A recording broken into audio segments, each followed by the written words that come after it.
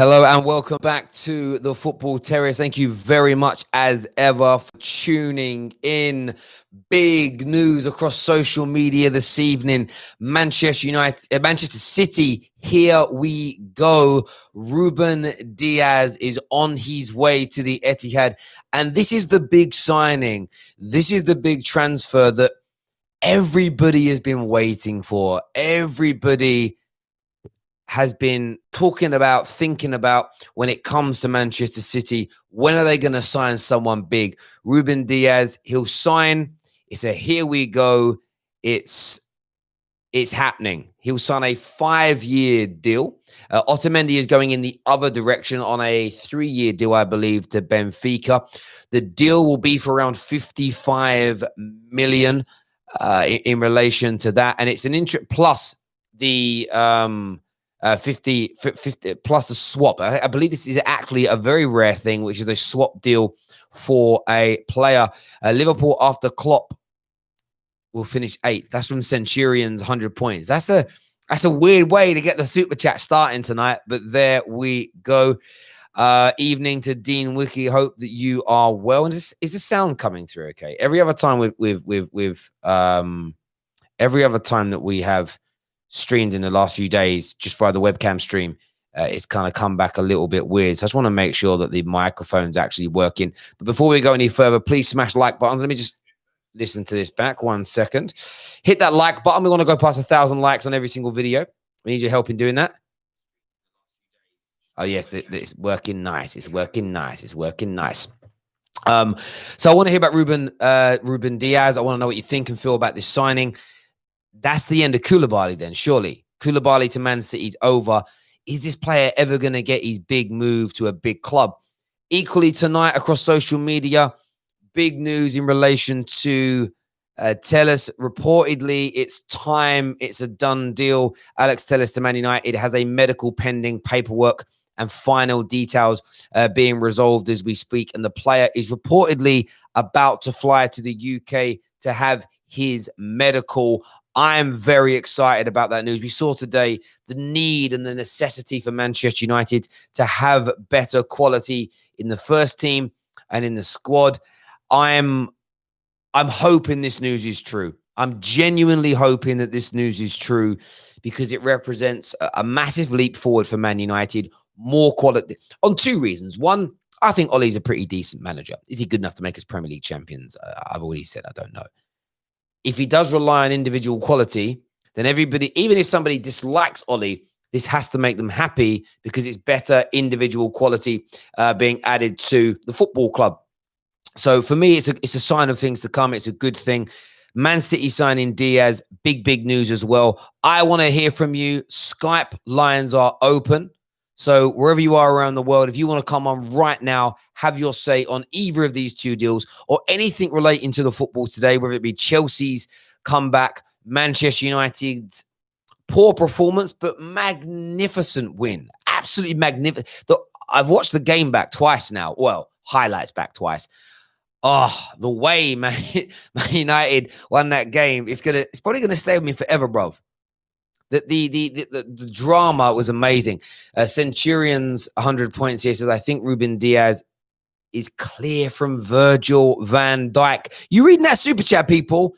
Better than Van Dijk. Better than Van Dijk. Come on, me old mucker. You cannot think. You cannot be serious about that, bruv. First caller of the night. Welcome to the Football Terrace. What you saying? You hear me?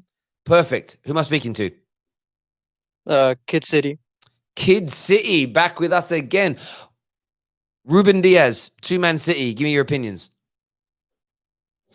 Well, from the beginning, I wanted Koulibaly, but I guess we're getting someone you could say younger, probably more of a risk, I say, actually.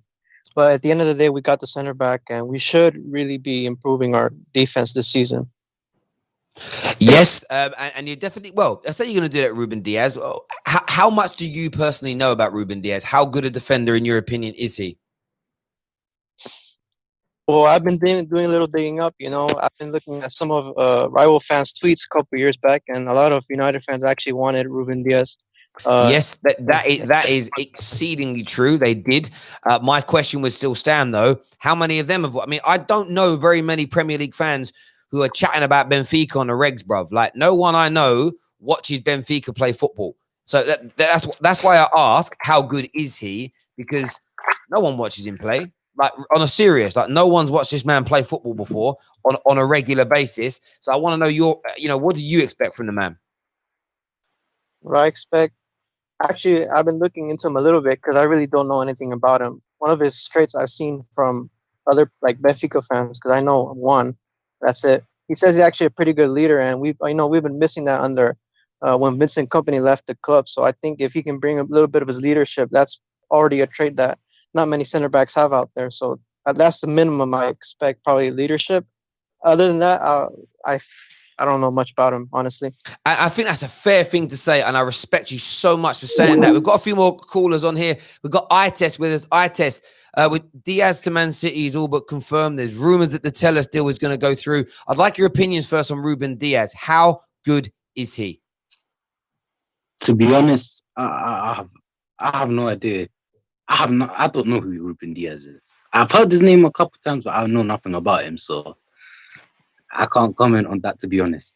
Okay. I mean, we're going to look at this here. We got O'Shea on the line as well. How much do you know about Ruben Diaz? Like, on an honest level, how good in your opinion is he?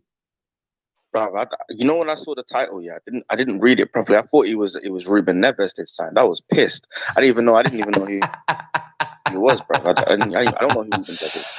Let's look at this statistically. So I want to look at this statistically as a defender for a moment. So he wins 69% of his in the last 5 years in all competitions, internationals, everything, right? As a player, he has won 69% of his defensive duels, 53% of his aerial duels.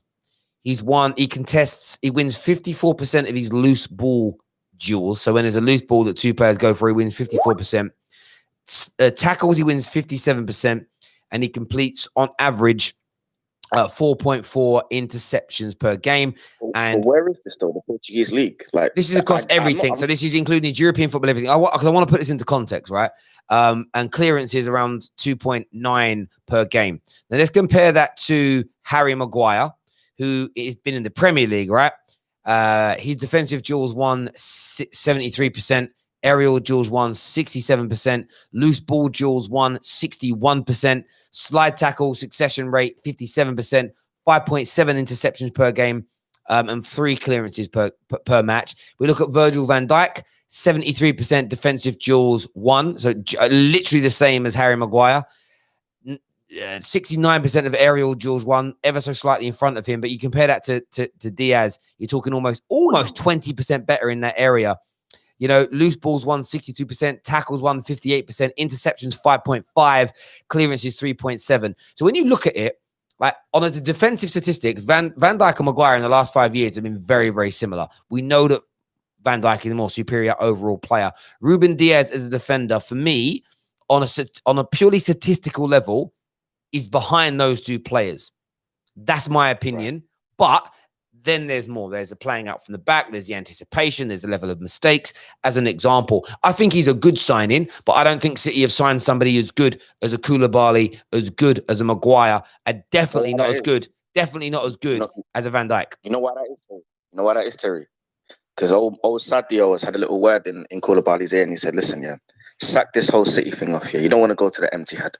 Come over here, to where the grass is green and the sun shines, and don't worry, just bide your time and Klopp will sign you. That's why he's not going to City. Trust me. There we go. I mean, it's an interesting one for me. I'm not having a go at him. I think he's a good defender, but he's not as good as Laporte. I think he's probably Ruben Diaz for me. I'm going to say this, and I'll say this with my chest. He's 23, so he's got a lot of room to improve. So you've got to remember, a lot of those statistics are going to be him as an 18, 19-year-old. So he's got room for him to improve. Me and you disagree on this. Me and you have disagreed on this before. I've said on the terrace that I think Koulibaly is the second best defender in world football. You disagree, that's fine. But for me, if we signed Koulibaly, which there's rumors still linking us. I think it was a couple of days ago the rumors resurfaced, and the rumors are coming back up again about Liverpool to Koulibaly to Liverpool. I would be more happy with that signing than I would be had we have not signed Thiago. No, and I understand that, and I think Koulibaly is very, very good. What I was about to say is I don't think City have signed a player that's actually better than Nathan Ake in Ruben Diaz. I think Ruben Diaz is a hype job. I think in terms of he's hyped up to be a lot better than he really is. He's a FIFA player. He's a FIFA player that everybody raves about. He's also right-footed and plays on the right-hand side predominantly. So he isn't going to sit on that left-hand side, which is where they really needed to bring somebody in. So it's an interesting one for me that Koulibaly isn't coming in as an example. But it's because they're scared. Manchester City are scared because they don't want to spend big money on one player that may flop like the rest of their defenders. So what they're doing is they're trying to get a load of good rated defenders so they've got more options. That's all they're doing. They just don't want to spend big 90, 100 million on one defender and then it doesn't work out. Because that's what's happened to them over the years. The only defender that's worked out for them is Laporte and Kyle Walker. The rest of them have all flopped. Look how many defenders City have fought that flopped. No, mate, I understand that. I know you're a United fan. Alex Telles to Man United has been announced by a number of accounts, including the In the Know Premier League account that also said, I think he tweeted about Ruben Diaz being done about an hour or so before a man like Fabrizio, which is an interesting one. In fact, he tweeted it at 10:57 and man like Fabrizio tweeted about it at 11:10. So I'm not saying, maybe the guy's an opportunist, but like I've always said about the In the Know Premier League account, he manages to time things where he's early, but he's never so ridiculously early. It isn't like he tweeted that 15 hours ago to get one. It's always within the ballpark. So he got it out there first. He got Ruben Diaz right. He's also said that Man United, the Telles deal is absolutely done as far as he's aware. Alex, tell us, how excited are you about the prospect of bringing him into Manchester United, I-Test? Yeah, for me, I think Alex Telles is a very, very good investment for the next manager. Very good investment. What? Because I believe when he fits, if we get someone like a Nagelsmann, yeah, he's gonna fit straight in. He's gonna look like a monster. So I think he's a very good investment. What's that? But Ollie's gonna be his manager. What are you talking about other managers for? Don't talk to me about him, man. I've had enough of Ollie. I'm just waiting for him to get sacked. Like oh god, I've had enough of him. Like I don't want to talk about Ollie, but I think with Alex Telles, I can't wait to see him under the next manager. I think he's gonna look like a monster. I can't wait to see how this team gels with the next manager. Hey, mate, you got to hush with this nonsense, with this next manager nonsense. You got to get behind your team and support them, you fake Man United fan, bro. You fake red. You fake red. You're just a glory hunting ponce, bro. You're just a ponce. I want United. You don't support Man United. You don't support Man United. You support. You don't support Man United. I-Test. You don't support Manchester United Football Club. You just want to be connected to the glory that they had before, and you want it again. That's as simple as it is for you. You have no love for Manchester United Football Club, do you? Because I thought Ollie's the best for United. I'm not a real United fan. No, that isn't what I'm saying to you. Because I know for a fact you're never going to be happy. Unless we're at the top of the tree, you're never going to be happy, and you're never going to love your club. You're never going to love Manchester United, are you? When he goes and we get back to the top with a good manager, I'll be so happy. I'll be celebrating. Yeah, but you're only going to be happy as a Man United fan. We're on top of the tree, right? You're never going to, you're never going to respect the club or love the club at any other point, are you? That's not true. Are you? The easy way to answer the question is: was you happy when you had Jose Mourinho and you finished second and won? Well, I can't remember what you won, but when you finished second and you had Jose, They won the Europa. I didn't think being built. See, with another manager,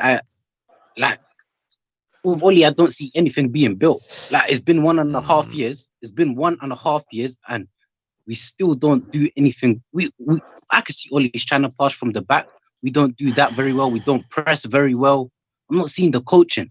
And bro, and you know what, bro? Listen, bro. We can go through this until we're blue in the face. I was actually being a little bit flippant and winding you up, if I'm being honest. I wasn't actually being overtly serious with you in relation to that. It's what people like you have though as a get out clause is this: I just want us back on the top of the tree, winning trophies again. And I understand that notion. You're never going to be happy until you get there. The problem is the approach that you're going with, the methodology that you're using, is what we've been calling, is what we've used since Fergie left, and it hasn't worked for us.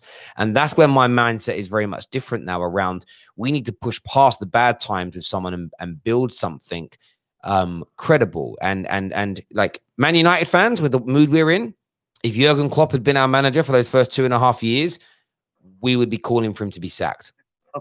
That's the issue isn't Ollie, bro. The issue is not Ollie, brother. That's not true. I'll only be happy when we're at the top. For me, I'll be happy if Ollie gave me something to buy into. Like, for example, Arteta. If I was an Arsenal fan, he showed me something that I could buy into. They're already past so well the back. So on that, let me just say something to you. I test on that, bro. So on that, since like Arteta has been in charge of Arsenal, Man United have accumulated more points in the league. Equally, Ollie has done something that no other manager in the history of the Premier League has done. Now, it's only one little thing. You want something to hold on to. I'll give you one little thing. How about winning 3-4 games on the bounce by more than 3 clear goals? No manager and no team, good or bad, in the Premier League has ever achieved that. Is that not something that shows you that we can get this team to play? How about going on a run where we claw back a 14-point difference between where we were in the team at third and finished third and qualify for the Champions League? Is that not something to tell you that we're moving forward? How about his record against the top 6? How about beating Pep Guardiola 3 times in one season? How about being the first manager in over 30 years to beat Chelsea 3 times in one season? Actually, once Fergie did that. Like, what I'm saying to you is this. I'm not saying those things. Let me finish my point. Let me finish my point. You said Ollie hasn't given me one. I'm not saying that those things should make someone Ollie in or Ollie out. Your point was Ollie hasn't done a thing to make you have any kind of hope. How are none of those things palpable to you as hope? I'm saying, your signal's awful, bro. Like, so can you not hear me? No, your signal's bad. Your signal's bad. Say that again. Yeah, like I said, I didn't say one thing. I didn't say that. I said he's not. I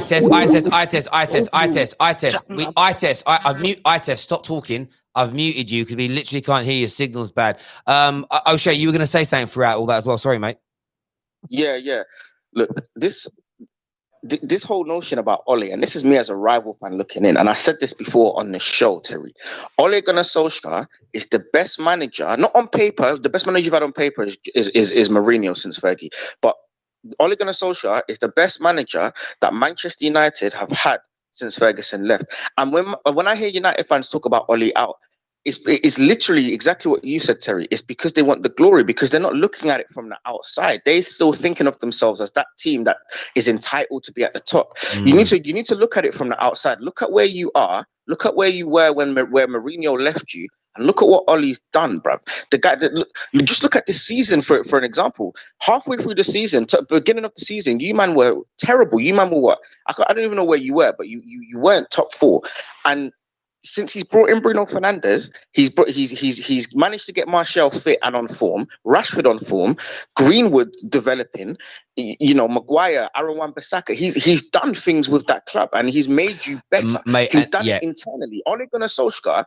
Let me just finish my point. Yeah, sorry. Ole Gunnar Solskjaer has, your performances on the pitch may not be Premier League winning performances, right?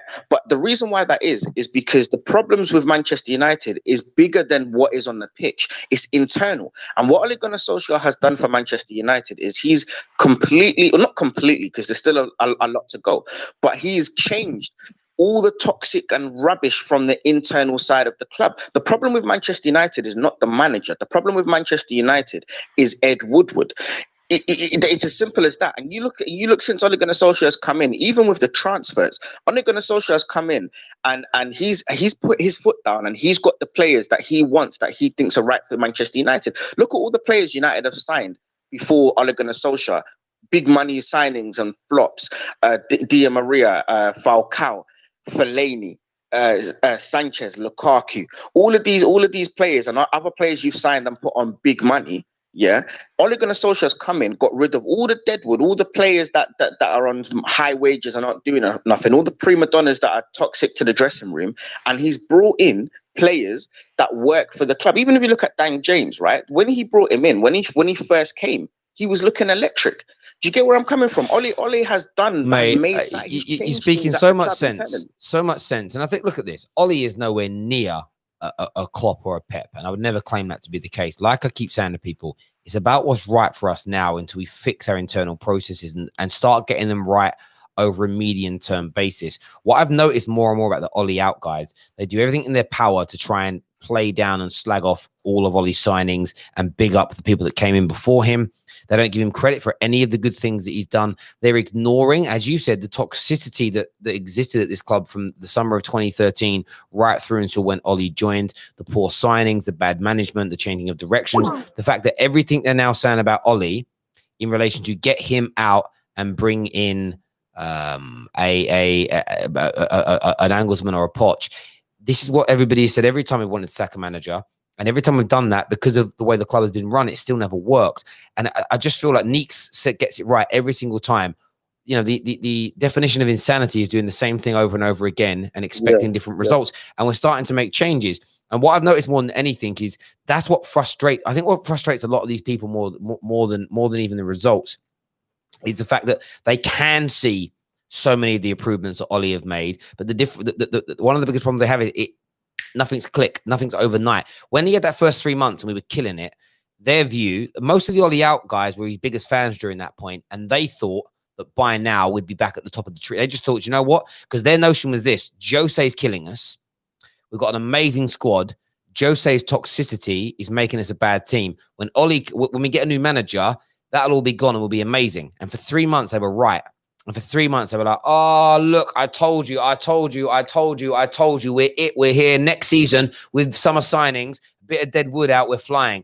And then we ended that month badly, and they looked stupid. And they felt embarrassed by the way that people were memeing them and laughing at them and everything else on social media. Ever since, it's made them hate Ollie. And everything I see them do is just, like I tweeted earlier, I saw a Man United fan tweet. First response after scoring that goal was, I can't believe that. It means Ollie's here for another week. And I'm like, yo, if that's your first thought when Man United win a game in the fashion they did, you don't love the club. And that's my point to eye test. The thing with me is I've been very angry from 2013 up until just last season. And I realized that my anger isn't helping anybody. And what was I really chasing? What was I actually angry about? And I was angry about the fact that my rivals have become better than me, as opposed to just this element of, like, I wasn't looking at my club. I was actually looking at everybody else, and I was jealous and frustrated and angry. And I realized that until we start focusing on ourselves and improving ourselves and being better across the board, we're always going to see this kind of thing. And from my perspective, like I've always said this, and I'll say it again and again. Ollie is not beyond criticism. Of course, you've got to criticize him. And if you don't want Ollie at the club, I can completely respect that. But when I hear people say things like I tested, and I kind of goaded him into it there, of he's shown me nothing to suggest. I'm like, that's a lie. Listen. To say he's shown you nothing is BS. You did say nothing. You literally said nothing. I didn't say nothing. No. The overall picture, he's not giving me anything. The overall picture, I don't buy into it. I don't buy into it because he's been here 1.5 seasons. May I ask you a question? Listen, in that 1.5 season, he's been at Manchester United. I test. Bro, let me talk. Let me complete a sentence at least. In 1.5 seasons, we still don't keep the ball very well. Yeah, I still don't see patterns of play. Lie. The way we pass from the back. Okay, what patterns? The back. You don't have the players from okay, but I test. Let me just challenge that. So what between signing Bruno? Hang on, bro. Between signing Bruno, because you say something, and if you keep just speaking, we don't get to unpack what you're saying. So let's go back to that point. No patterns of play. So I just want to ask you a question here. I'm not going to challenge your answer at all. And I don't want anybody else to. I just want to ask a question. So from when Bruno signed up until we lost to Chelsea in the FA Cup semi-final, which it was, I think, a total of 24 matches where we broke Premier League records by winning margins of games in a row, where we accumulated 14 points back and put ourselves into third in the league.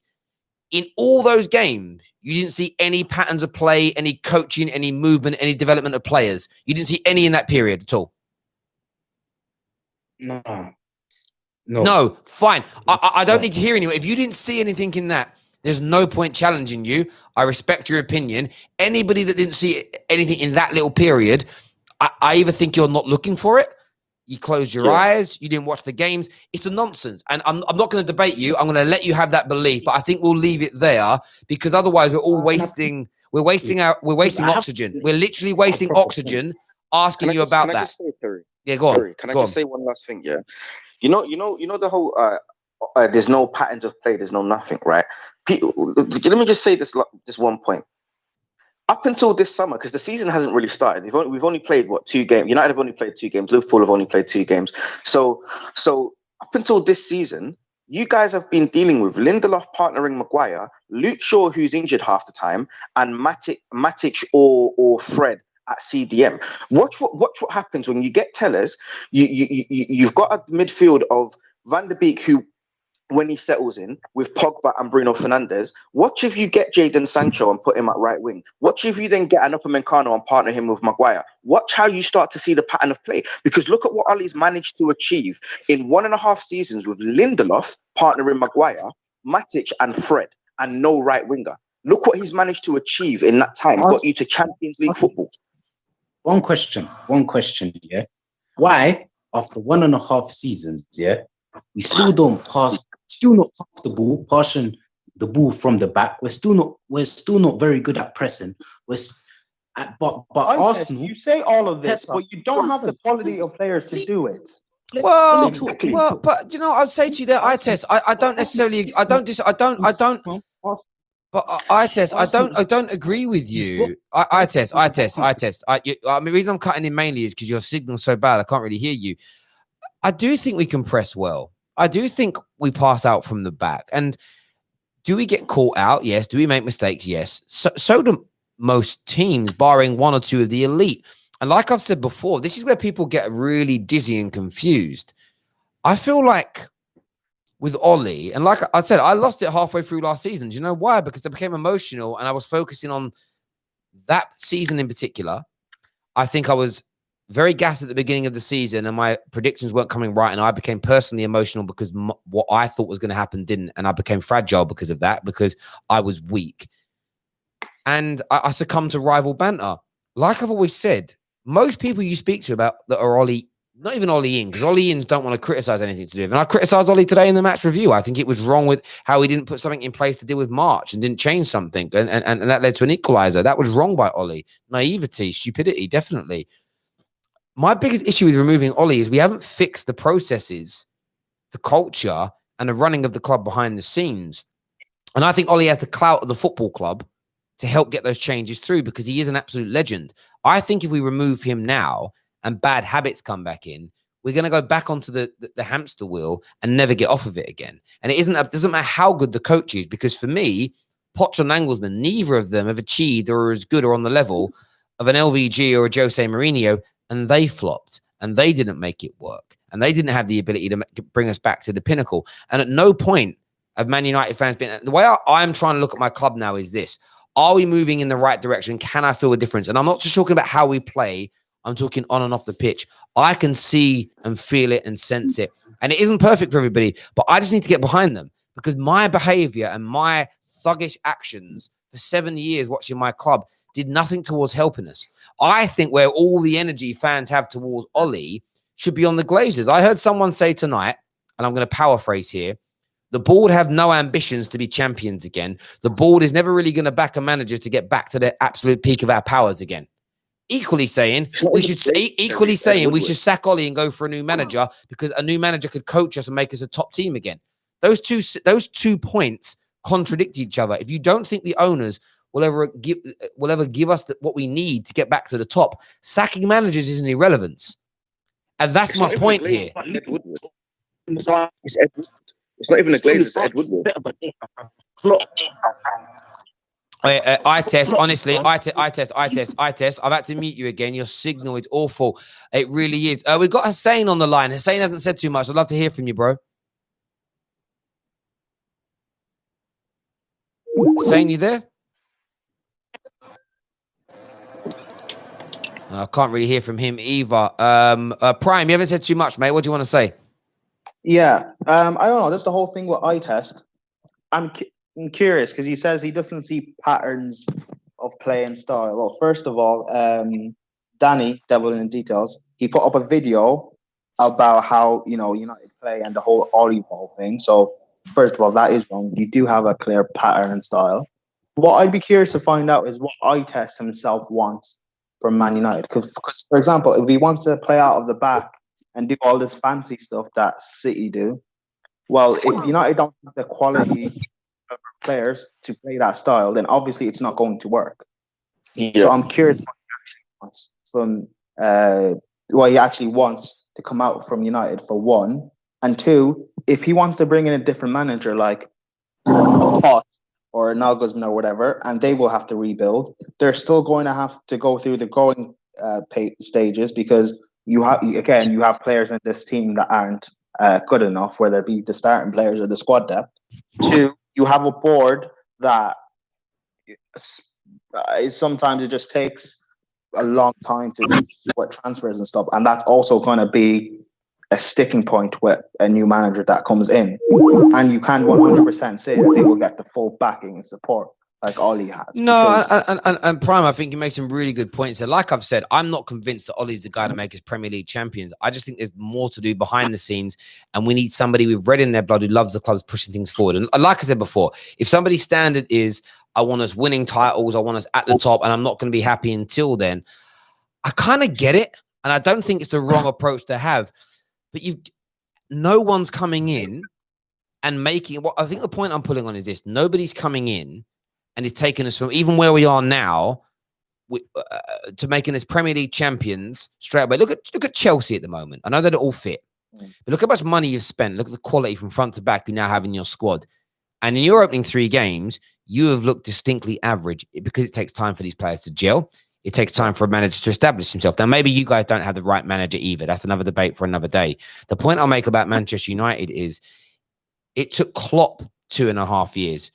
Pep, it took him a year to get things working, but City were already in a pretty good space before he left. They've been in a pretty good space as a football club for a long, long time now. I think these Man United fans that want us back on the top, they will become this impatient with a Poch or a Nagelsmann or a Klopp or a Pep if it takes more than 12 months to get back to the top as well, because they're not here to support the club. And I have fell foul to this. I've become one of these fans. I wasn't here to support the club through the process. I wasn't here to support us and love us through thick and thin. I want to be on top winning. And if we're not on top winning, I'm not happy with anything. I'm not even happy with the progression. Now, some will argue and say, well, I don't see any progression. But I think you're burying your head in the sand when you say that. One thing that's happened this summer that shows progression, it's not even football-based directly on the field. It's the first summer we've had since Fergie left where we haven't been in turmoil with one of our top players wanting to leave and it being a big saga. Like, that in itself shows you that we're in a better situation as a football club. But everything positive gets ignored as an example. And when I see Man United fans today not happy, I'm not talking about people that said, oh, I'm so happy we won, but we were so bad today. No, I'm talking about people that the first thing they tweeted or the reaction they gave was one of disappointment when we got the winner. You don't love the club. You don't love the club. It's a simple. We got Nev on the line here. Nev G, what you saying, mate? What's good, man? Can you hear me? Perfect. All right, man. I'm just struggling to believe how short-sighted some Man United fans are. Like, we've had some of the best managers in the game in our club, whether it's LVG or Jose Mourinho. And we know that the problem is not the quality of the manager. That's not the primary problem. The primary problem of this club is the board and Ed Woodward. Now, I fully agree that Ole is not the world's best manager. He's not in the same caliber as Jurgen Klopp or any of the other Pep Guardiola. He's not at the same level as him. I fully agree. I agree with that. But the main problem with this club is not Ole. The main problem is the fact that the board and Ed Woodward is not ready to support or back the manager after a certain point. And I guarantee you, even if Ole got sacked and we bought Pochettino or any of the other mandems in, I guarantee by the second year of their reign, when we find out that the board is not backing them and they are losing and we're losing game after game that we should be winning, like Crystal Palace, we start losing. I guarantee you, these same United fans who say we want Poch in or him in or her, and these same men are going to say we want Poch sack. These same men are going to say that, just like they're saying now. And the thing is, it actually scares me, like people out here saying they don't see the changes that Ole has brought into the club. It's mad. How far off were we of the top four last season? And you're telling me that the only reason we came back to the we ended third is because of Bruno, and it's got nothing to do with Ole. That is ridiculous. Those people generally are. It's almost like they are deliberately trying to be ignorant of the positive things that Ole has done at the club. Now I'm not saying that like if you support the club, you become someone who doesn't criticize the manager when he deserves to be criticized. But there's a difference between criticizing the manager for when he does something wrong and when you're literally sitting there with a microscope just waiting for Ole to mess up so that you can have a go at it. And I genuinely, like, I'm being real, fam. This may sound hard, but like those people like are not fans. They're observers. They might as well be rival fans because it looks like they are just waiting for the club, the manager to trip up. And that's just messy. I don't think you can. Just because someone has a different opinion that's vastly from yours, I don't think it's fair to say that they're not fans of the club. No, listen, that's not what I'm saying. That's what not I'm what he saying said. is, it's okay to criticize the manager when he deserves to be criticized. But I honestly feel like there are some people who are waiting for Ole to trip up so that they can have a go. The issue is as well, is that if Pochettino was to go into Manchester United, the fans would get even more impatient than they are with Ole because of who Pochettino is and because of his name. They'd be expecting success even quicker, and when that doesn't happen, they'd get even more impatient. The problem with United, I don't even think it's the Glazers. I know they've hemorrhaged money out of the club, but in terms of all an owner has to do in terms of backing the manager is spend money, and that's what the Glazers have done. The problem is Ed Woodward and his transfer negotiation team, because they don't understand football. They're not football people. If you guys had head of transfers, head of negotiations and scouting networks that were actually football experts, they don't even have to be good. They don't even have to be as good as Michael Edwards. If they were just as long as they knew about football and their game was football and not business, you guys would probably be challenging for league titles, because your problem isn't manager, and the problem really isn't the Glazers in terms of transfers, because they've spent money. The problem is Ed Woodward, his team, and the people that deal with transfers and scout players.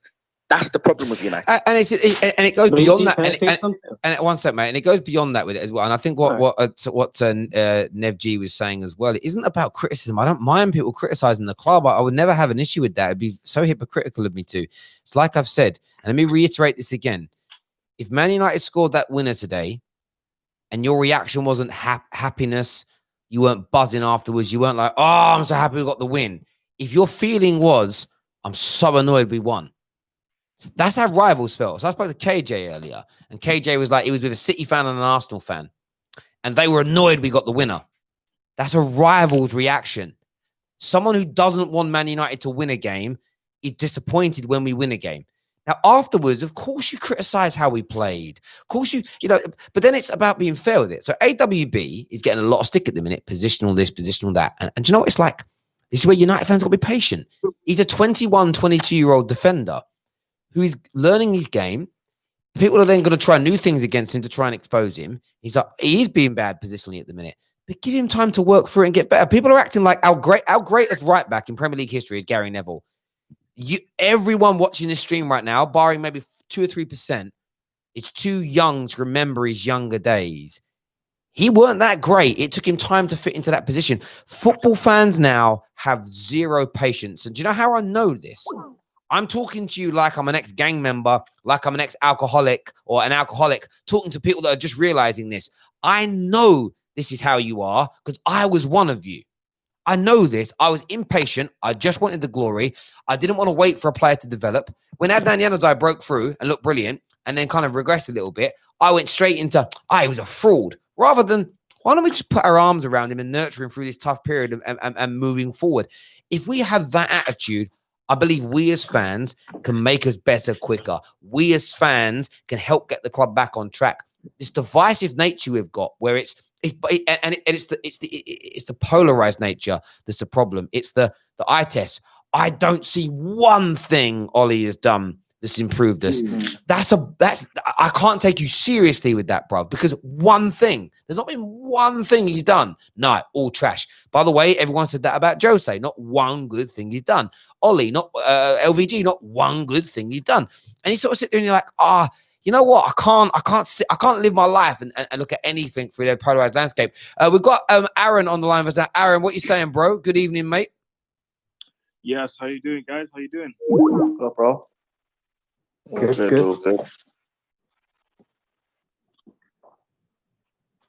Are you there, mate? Yeah, I'm here. Yeah, go for it, mate. Go, yeah, speak up, bro. Go for it. Sorry. Yeah, no, I've literally just seen, just tuned in into your video, and I've seen that, Alex Telles is done. Obviously, I am happy about it. We've needed some cover on that left-hand side. And obviously, it's good. It's good going forward. The competitions that we're in. What else? The competitions that we're in. Obviously, the league. And yeah, I just think when you have 2 or 3 people in the same position, it creates some kind of healthy competition. I think everyone who's played football before, doesn't matter what level, when you have someone else playing in your position, you kind of have a friendly banter, in training. Oh, you know what? I did this today. Oh, you think you can do this? Oh, let me try this. Do you know what I mean? It creates a friendly competition. So that can only be good for the team. Now let's just hope that with 8 days to go, we can bring in some more people, because, time's running out. And yeah, I think it's clear to see, man, we need reinforcements. Because like I said, because of the accumulation of matches, whether it's in the league, the cup competition, both FA and Carabao, and obviously, the league of the big boys, the Champions League. So yeah, I can only say that, I'm happy about this deal finally almost being done. And you know what about this whole supporting the club thing, and I've literally just tweeted it out. And it's funny because someone thought I was talking about you, Terry, but I've specifically said I am not talking about my guy Terry. So let me just put it out there. I said I respect everyone's opinions in it. It can be different, but I can be grown up enough to accept someone else's opinion, even though it's different. What I don't like is people trying to force their opinions on others. If I say, I always use this analogy, and I always say, we can both like the same artist, but we don't have the same favorite songs.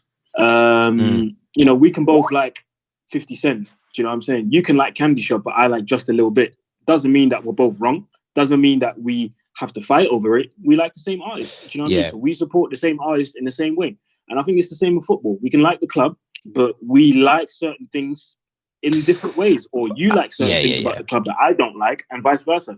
So I think this whole thing of, just because you say this, you're not a real fan, or just because you say this, you're too negative. Do you know what I'm saying? I'm just supporting my club my way, and you're supporting your club your way. And I get that. And like I've said, the only time, again, that's what I say to someone, like, if I call someone a fake fan, or I don't think they're real, I don't think they love the club, I'm not telling them how to support. I'm just giving them my opinion on what I think of them as a fan. And for me, if you're a Man United fan and we win a game, and us winning a game disappoints you, my humble opinion is you don't really love the club. And if you don't really love the club, you're not a real fan. Now, I'll just paraphrase that as you're a fake fan. Like, it seems weird to me. Like we said, we both like the same artist, right? We both got different songs. But if he wins a Grammy, we should both be happy, right? Imagine me going, I ain't happy, though, because he didn't win a Grammy for the song I like the most. That'd be weird. Like, and that's the thing for me. Like, I feel like I listen to yourself, and your criticism of Man United, I take on board, because but I also know you're happy when things go right. Even like Saeed earlier, like he nibbled on what I said about that. And I'm like, Saeed, I didn't see your reaction, but I bet you were buzzing. I bet you were happy when we won. And I think the consensus, I was. Then I'm not talking about you, bro. I'm literally speaking about anyone who is unhappy that we won today. Yeah. I can't call you a Man United fan, because you just can't be. Like, it just doesn't make sense to me. Do you get what I mean? If my team can be dirt all game, if we put that winner in, I'm celebrating, bro. But listen, I get that. And I think for me, everyone can support their club in different ways. I do think, though, that the way some people go about things makes it harder for the football club. And again, I'm talking more about the people that are, again, this is where people get confused. Like, I'm talking about man that abuse. Like, I haven't seen, I got about 5 direct messages earlier from people. I screenshot one of them and sent it to Rants because some of our Rants have been calling you out on his show this evening. Now, I saw a bit of Rants' show, didn't hear that. I sent it to him with a laughing emoji saying, what's this, bro? He sent me a voice note back, and I'm like, cool, I know you weren't calling me out. I know that this person's lying or exaggerating or twisting what you said. But like, I hear Rants criticize heavily a lot of players that I think are actually better than he does. But one thing I wouldn't ever accuse Rants of is Rants don't abuse anyone. I never heard Rants take the piss out of Dan James' dad dying. I haven't heard. Do you get where I'm coming from? Like, they're the fans I call out. The people that so this is where people get misconstrued. Rants just doesn't rate certain people, and he's allowed to have them opinions. My issue is the ones that abuse, the ones that berate, and the ones that are not balanced in relation to that. Like, I disagree with Rants on the big thing about he won't even back Ollie if Ollie wins a Premier League title. I think that's a madness, but that's just my view, and I think that's where fans are on. So go on, mate. You see it at the top level. Sorry, Terry. You see it at the top level. What you just said about getting playback. Not through my end, you not, mate. Yeah, keep speaking, bro. It's all good. All right, fine. Like what you just said about some United fans that weren't happy about the win. You see it at the top level. I seen it with my own fans as a Liverpool fan all of last season. It's like we've just won the league on the second biggest points tally of all time, the best league run that we've ever had, and other than the Invincibles, you could argue it's been the second best league other than City's 100 points, and you could argue about the Invincibles. But we've just won the Premier League after 30 years, and I still saw hundreds of Liverpool fans on my group saying, "Yeah, but we should have got 100 points. Yeah, but we were en route to get Invincibles and we lost to Watford. Yeah, but we didn't win the Champions League. Yeah, it's like, bro, yeah, bro, exactly. Those fans to me worry me, and they worry me in the sense. It's what I said earlier. I don't even think winning a league is enough. You know what I said about these fake fans? I don't think winning a league will be enough if we don't win it in the style and manner and way they want it to be done. Because like those Liverpool fans, and maybe I used the wrong phrase by saying they're fake. They're not Liverpool fans because they love Liverpool. They're Liverpool because they want to be on top of the pile. And for them, it's like, oh, I thought we were going to do an invincible treble, and we didn't. So I'm annoyed about it. Well, I'm a Man United. I don't care if we win the title this year with 40 points. I'm celebrating like we won it with 1,000,000 points. Like, for me, it's about winning. And that's my issue. Those types of people, I don't think are in it for what I consider to be the right reasons. And I will call them out on it. For me, that's the madness in this. Do you get where I'm coming? Imagine Man United win the league this year and there are still and Man United fans are unhappy. Do you get where I'm coming from? Like, oh, well, I'm annoyed. Why are you annoyed? Oh, I didn't want him to win it with us, so, or not happy with how we won it. When we heard this all with Jose, people are like, I don't care if we win the league title, when the football's bad. I don't want to win it. And now we're hearing people say, oh, it's all just about winning the league. I'm like, but you weren't saying that. And this isn't Saeed or Rants. This is just the same people that have been coming on my show for years. I'm like, 3 years ago, you said it's all about good football. Now you're like, it's all about winning. Now, I'm not saying we're playing great football all the time. No one's ever straight with their views on the game. Mine's never changed. I just want to win football matches and I want to win the league. I don't care how we do it. I'm really not that fussy. But that's just. But I do think a part of it, Terry, comes from. I think with United fans, Terry, and although I get where you're coming from, is you need to be happy with United regardless if you're a United fan. But I think where you do have to have a little bit of leniency on some of these fans is, and I said this to you earlier on, Manchester United as a club. You guys, I've never seen, even as a Liverpool fan, because I wasn't born during the 70s and 80s, so I wasn't there to watch Shankly and Paisley and that era.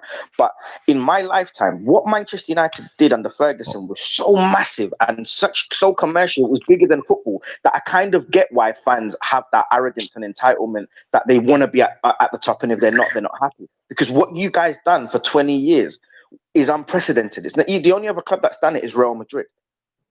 So I do understand it slightly with United fans, why they have this sense of entitlement and arrogance, because it's not just about winning trophies, not just about United and what they did. You were so big. It was like a global brand, bruv. It was different levels, blood. You get where I'm coming from? So I do understand. I hear that. Like I say though, and I swear this, right? I'm not chatting about other YouTubers primarily when I say this. These fake Reds I chat about are these kind of Ali United, at Jacob United, at David United accounts. I don't believe these are Man United fans. We could win the league and they will still put something negative out. And there's Chelsea fans that do it that are they're just posing as fans. They're never happy. It's weird. Man like Mo's on the line. Man like Mo, what you saying, bruv? You're right, Terry. Yeah. Yeah, what do you make of it, just Alex listening to Telles your news? Go on, mate, go on. No, I was just talking to you about these fans that you said about being negative and that. Yeah. Look, if we win the league, yeah, which you just said like 5 minutes ago, yeah, if we was going to win the league, yeah, no matter how we win it, yeah, even playing boring football, whatever, yeah, there's still fans that are going to be complaining.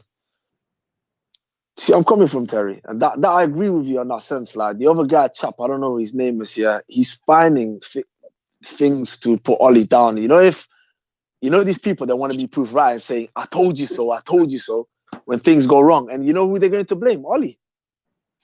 They say, "I told you so" about him. They wanted us to lose today against Brighton to slip up and say Ollie's a bad manager. That's what they will say. You understand? No, I hear that. There are definitely some people that want us to lose so they can say I was right as well. And again, I don't think you love your club if you had that mindset. It doesn't make sense to me. If I don't think Luke Shaw is a good enough left back, but I actually want to be wrong because I want him to be the best. I do want him to be the best in the world, but I just don't think he will. And that's the right approach for me. I wanted to ask about, because I know you watch European football, Aaron. I love your opinions on Ruben Diaz, the Man City. We go off this subject now. He's on mute.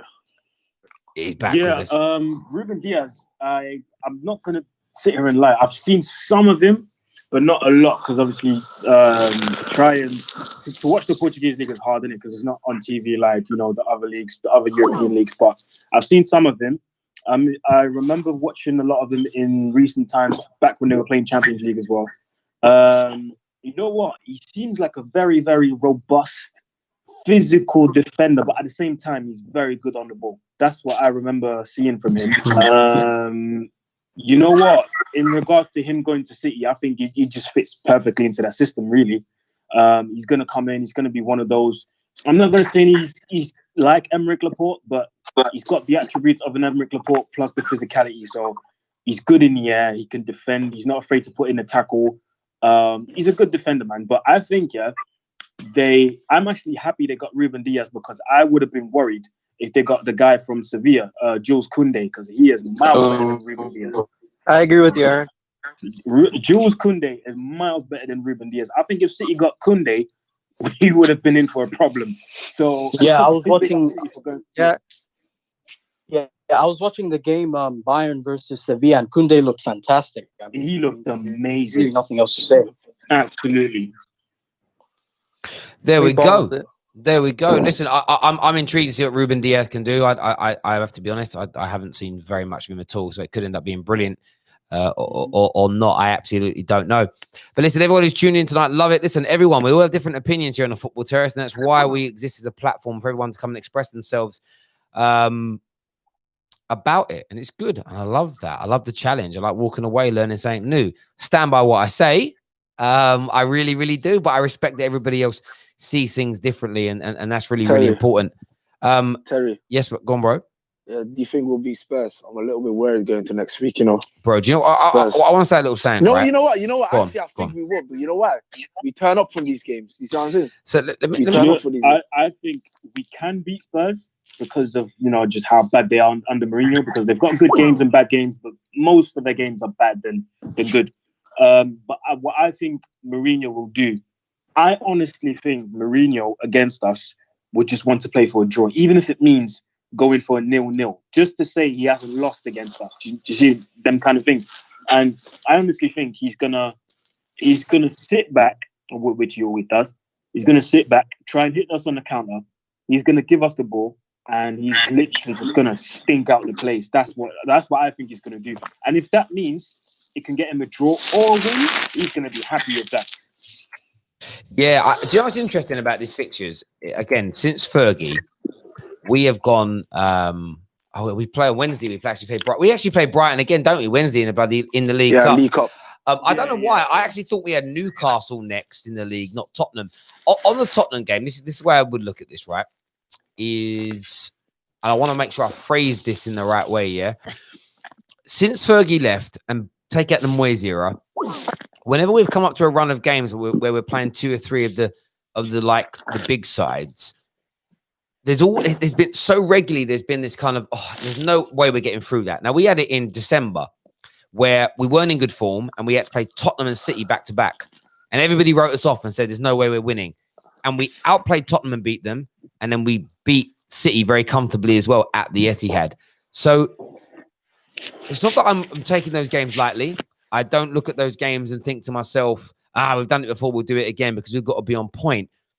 But I'm not allowing the results against and performances against Palace and Brighton dictate how I think and feel about the Spurs game, because we've been here before where everyone's writing us off before these big games because of performances, and we've come through them. But it's a massive few weeks for us because our next 5 games are Tottenham, Newcastle, Chelsea, Arsenal, Everton.